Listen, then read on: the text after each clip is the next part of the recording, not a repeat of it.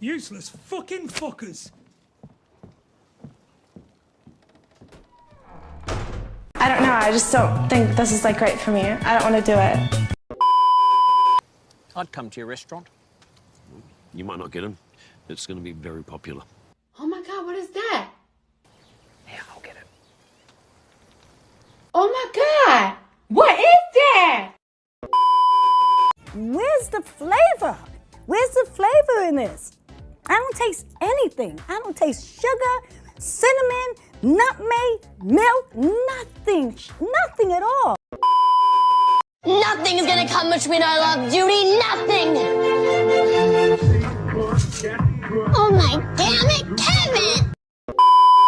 Hey, yo, Corey, real talk, bro. Why are you so quiet? Like, you never say nothing when you're around us. Why is that? Because I don't fucking like you guys. Yo, what? Yeah, that's right. I think you and your friends a bunch of bitch-ass motherfuckers. That's why I don't talk to y'all. Nah, that's cap, bro. You're just an awkward person. Like, Hey, bitch. So you just gonna bring me a birthday gift on my birthday to my birthday party on my birthday with a birthday gift? Happy birthday. How are we supposed to do this? Are we like, which way do you go? Up and down, girl. But I've seen people do it left to right. That's not the right way. Who said? Jesus. This is how people live when they're like really depressed. So maybe I'm really depressed. What's a soulmate? It's, well, it's like a best friend, but more. It's the one person in the world who knows you better than anyone else. It's someone who makes you a better person. Actually, they don't make you a better person, you do that yourself.